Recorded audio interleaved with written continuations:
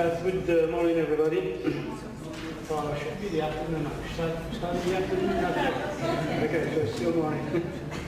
Yeah, my question is it's actually a comment, a very short comment, and based on that, I'm going to raise my question to make my question, and it's addressed to Mr. Bukri.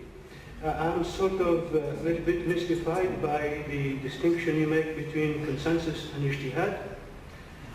To my understanding, in the pedagogy of debate, even in Muslim and Islamic practices, consensus is a normal debate, and when it reaches a deadlock, then the decision is addressed to a council who breaks the deadlock.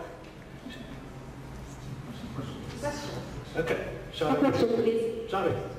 Who breaks? I said breaks the deadlock. And so, in your comment, in your presentation, you presented consensus as incompatible with ijtihad, and in my understanding, that's a little bit. I'm not sure whether it's your point of view or the point of view of the authors you were quoting. Now, even in international relations, the consensus is what is referred to as preferable to majority decision. And that's if you base your reading on the authors like Chantal Mouffe or Sayyid Ibn Habib or Tumbakaki. I'm very sorry, Dr. Lumen.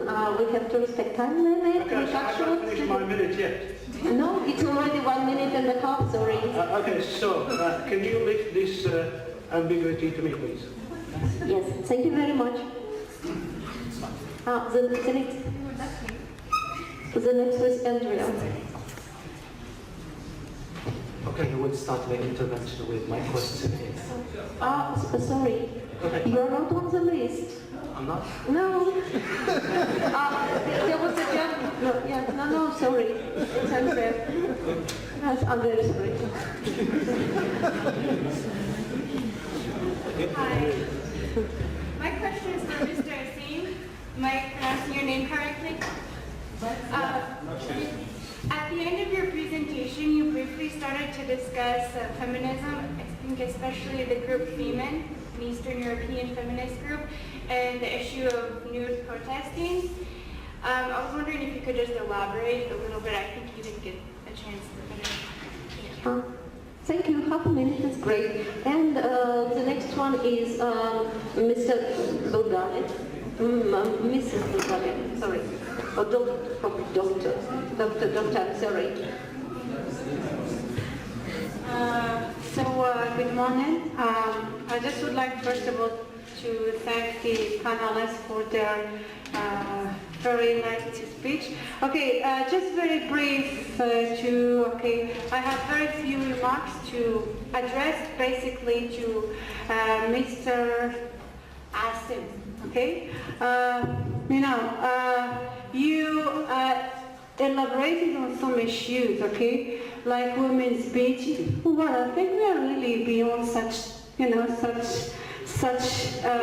issues, okay. I was just wondering where is the issue, Islamic feminism in your topic, and you mentioned also Nawal Saidawi, which is really an anti-Islamic feminist.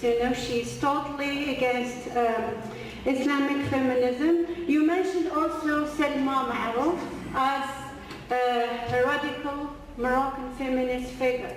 Okay, what are really your the sources that you have relied on to describe her as such?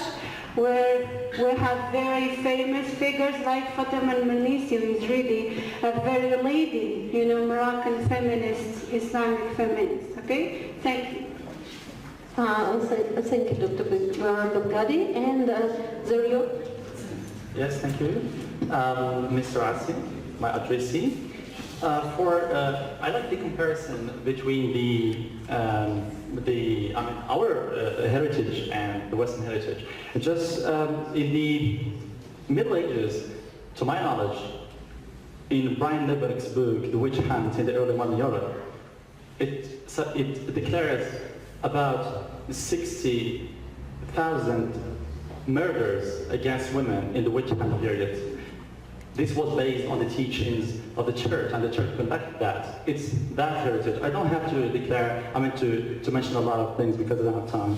In the 18th century, the right of inheritance for women in the USA started in the 18th century. In the Muslim heritage, started 14 centuries ago. That drastic comparison, dichotomy there. The question, yes. My question is, shall we seek as researchers salvation in others' heritage, in our heritage, or in both, in a sort of a human experience, if you want? Thanks. Thank you very much. So I suggest that we start with Mr. Nassim, who had